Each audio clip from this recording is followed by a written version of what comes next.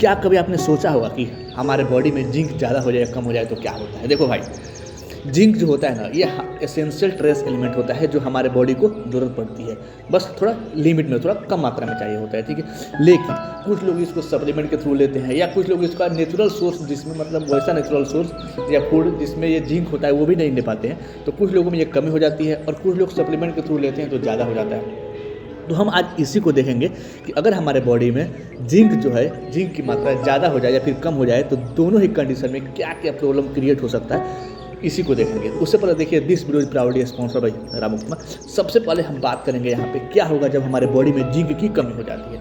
देखो, जिंक की कमी या कोई भी न्यूट्रिशन की कमी हो जाती है, उसको डिफिशियंसी बोला जाता है, उस चीज़ की कमी। ओके, सबसे पहला जो होगा, इम्यूनिटी कम हो जाती है। देखिए, अगर जिंक हमारे बॉडी में कम होगा तो बार बार इन्फेक्शन होने का चांस रहता है, बार बार इन्फेक्शन होने लगता है, और कोल्ड, फ्लू, वायरल जैसी जो बीमारियां होती है वो पकड़ लेती है, ठीक है। दूसरा हो गया हमारा वुंड हीलिंग, जो भी आपका घाव हो गया वो स्लो हील होती है, ठीक है।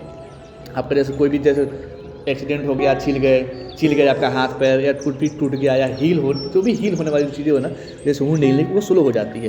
जैसे छोटी छोटी चोट या कट जो हो वो ठीक होने में थोड़ा और टाइम लगता है, ठीक है। हेयर फॉल भी बढ़ता है, लेकिन जिंक की कमी से बाल झड़ने लगता है और डल सा भी हो जाता है, ठीक है।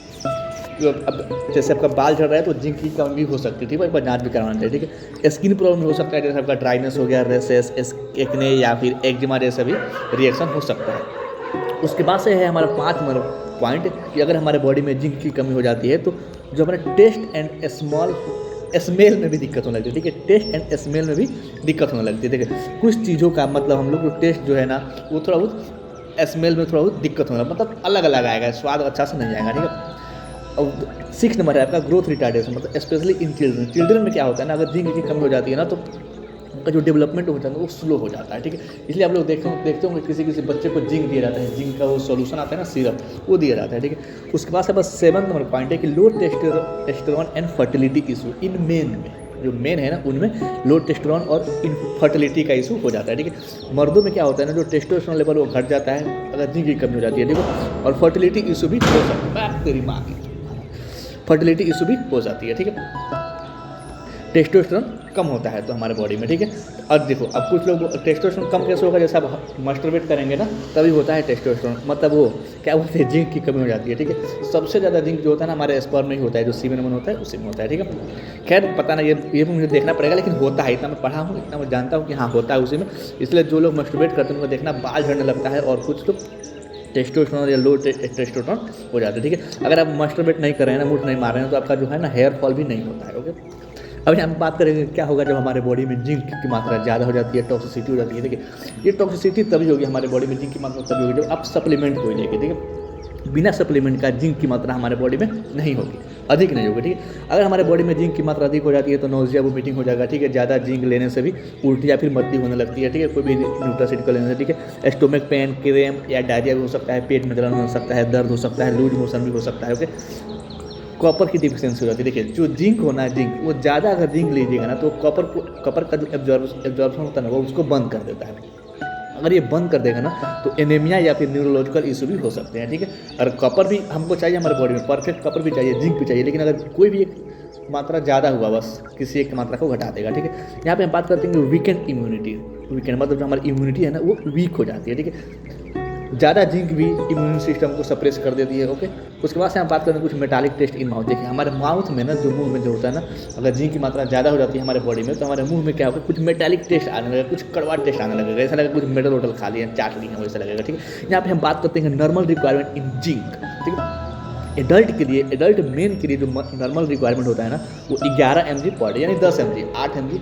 अगर आपको लगता है कि नहीं मेरे अंदर जिंक की सप्लीमेंट की कमी हो गई है तो अब 8 mg या फिर 7 mg ही लीजिए, 5 mg लीजिए, क्योंकि 5 mg 7 mg आप खाना से भी ले सकते हैं, भोजन से भी ले सकते हैं, ठीक है। एडल्ट जो वोमेन होती है उनमें 8 mg पर डे चाहिए होता है, ठीक है। मतलब ये इतना रिक्वायरमेंट होता है, लेकिन आप लोग जो सप्लीमेंट ले रहे हैं थोड़ा कम मात्रा में लीजिए, क्योंकि कुछ खाने से भी तो मिलता है जिंक वगैरह, ठीक है। कुछ हमारे बॉडी में बनती है, कुछ रिएक्शन करके हमारे बॉडी में बनती है, ओके। प्रेग्नेंट जो वोमेन होती है उनके लिए 11 से 12 mg पर डे तक चाहिए होता है, जो चिल्ड्रन होता है उनसे 2 से 8 mg पर डे चाहिए, ठीक है। ये रिक्वायरमेंट होता है ना फूड सोर्स से भी पूरी की जा सकती है, लेकिन आजकल फूड सोर्स से कुछ मिलता नहीं है, पर ऐसा लोग कहते हैं, पर मिलता है, बस हम लोग सही से यूज़ करें तो। कुछ चूतिया ऐसा बोलते हैं कि नहीं मिलता है फूड सोर्स से, वो टेबलेट खाओ, सप्लीमेंट लो, वो केवल अपना धंधा चलाने के लिए करते हैं। धंधे वाले हो गए ना इन चोर। यहाँ बात करते देखिए पंपकिन का जो सीड होता है ना, उसमें भी जिंक होता है, केसर होता है उसमें भी होता है, कुछ होल ग्रेन खा के उसमें भी, मीट वोट में ना खाया करो, इसमें कुछ होता नहीं है, केवल ऐसा फालतू को दिया जाता है। मैं भी इसको काट दूंगा, ठीक है, यहाँ पे गलती से लिख दिया गया है। कुछ डेयरी प्रोडक्ट या फिर कुछ पल्सेस हो गए, उसमें भी मिलता है क्या, जिंक। अब हम बात करते हैं कुछ रिमाइंडर वाले बातें। जिंक का सप्लीमेंट बिना डॉक्टर के एडवाइस के मत लेना मित्रों। मैं बार बार बोल रहा हूँ, हमेशा भी बोलता हूँ, मेरी हर एक वीडियो हमको देखेंगे, कोई भी दवा लेने के मैं रिक्वायरमेंट नहीं करता हूँ कोई भी दवा लेने के लिए, ठीक है। बिना दवा के जियो यार, काहे के लिए दवा के लिए जियो, ठीक है। शॉर्ट टर्म यूज होता है ना, जैसे कोल्ड के टाइम जैसे क्या होता है ना, उस समय ठीक है कि हाँ थोड़ा बहुत ले सकते हो, पर लेना जरूरी नहीं है। कोशिश करिए कि इस खाने से ही मिल जाए हमको, रिक्वायरमेंट जो हो ना हमारे बॉडी के जिंक की, खाने से ही मिल जाए, ठीक है। टेबलेट लेने की जरूरत ना पड़े। अगर आपको ऐसा लगता हो कि नहीं इस वाले पॉइंट पे तूने गलत बताया है, मैंने गलत बताया है, तो आप चाहे तो कमेंट करके बता सकते हैं भाई तुमने यहाँ पे गलत बताया है, ओके। और उसके बाद चाहे तो MCQ लगा सकते हैं, जो कि कमेंट वाला सेक्शन है वहाँ पर, या फिर जो कम्युनिटी वाला सेक्शन है वहाँ पे पोस्ट कर देना, ठीक है। मिलते हैं कल एक नए टर्म, नए टॉपिक और नए वीडियो के साथ। तब तक के लिए थैंक्स फॉर वॉचिंग दिस मित्रों, thanks for watching this video.